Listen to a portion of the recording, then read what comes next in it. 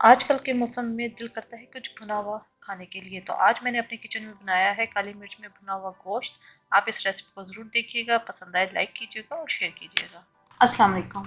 आप देख रहे हैं समिया रसोई घर और आज बहुत ही ज़बरदस्त मैं आपके साथ रेसिपी शेयर कर रही हूँ। काली मिर्च में भुना हुआ गोश्त बहुत ही ज़बरदस्त और सिंपल रेसिपी है। आप इस रेसिपी को ज़रूर ट्राई कीजिएगा। इसके लिए हमें जिन चीज़ों की ज़रूरत है, 750 ग्राम मेरे पास बीफ है, आप इसे मटन में भी बना सकते हैं। इसके अलावा 2 टेबलस्पून अदरक लहसुन का पेस्ट है। इसके यहाँ पर मेरे पास एक चटनी बनी हुई है। इसके अंदर मैंने 4-5 हरी मिर्चें ली हैं और 1 से 2 टेबलस्पून हरा धनिया लिया है और इसे पीस लिया है। आपके पास अगर घर में ग्रीन चटनी बनी हुई पड़ी हो तो आप उसे भी यूज़ कर सकते हैं। 1 टीस्पून कचरी पाउडर है, आप इसकी जगह पपीते का पेस्ट इस्तेमाल कर सकते हैं। 1 टीस्पून भर के काली मिर्च का पाउडर है। नमक टू टेस्ट है। तो आइए स्टार्ट करते हैं।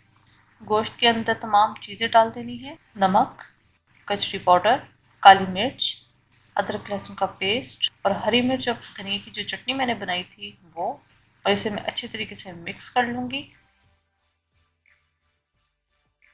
मिक्स हो गया है, इसको मैं 1 से 2 घंटे के लिए मैरिनेट होने के लिए रख दूँगी। 1 से 2 घंटे हो चुके हैं इसे मैरिनेट हुए। आइए इसकी कुकिंग स्टार्ट करते हैं। प्रेशर कुकर के अंदर मैंने 1/4 कप ऑयल ले लिया है। इसके अंदर जो मैरिनेट किया हुआ गोश्त है वो मैं डालकर इसे तेज़ आंच पर फ्राई करूँगी और हमने इसे इतना फ्राई करना है कि गोश्त का अपना पानी जो है वो ड्राई हो जाए। जब पानी अच्छी तरीके से ड्राई हो जाए इसके अंदर मैं पानी डाल दूँगी इसे गलाने के लिए। तकरीबन यहाँ पर मैंने 1 से 1.5 गिलास पानी लिया है।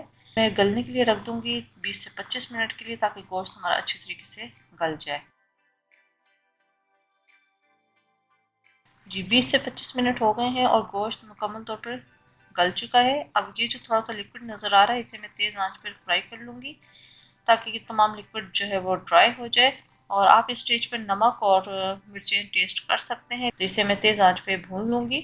यहाँ पर गोश्त मुकम्मल तौर पर भुन चुका है। यहाँ पर मैं इसका चूल्हा बंद कर दूँगी और इसे सर्विंग प्लेटर में हम निकालेंगे। काली मिर्च में भुना हुआ गोश्त तैयार है। उम्मीद है आपको रेसिपी पसंद आई होगी। इसके ऊपर अब हम एंड पर लेमन जूस डाल देंगे, इससे बहुत अच्छा टेस्ट आता है। तो अपने फीडबैक से ज़रूर आगाह कीजिएगा। मेरे चैनल समिया रसोई घर को ज़रूर सब्सक्राइब कीजिएगा, लाइक कीजिएगा, ताकि आपको नई से नई वीडियोस और रेसिपीज मिलती रहे। अपनी दुआओं में मुझे याद रखिएगा। Thank you for watching. खुदा हाफिज़।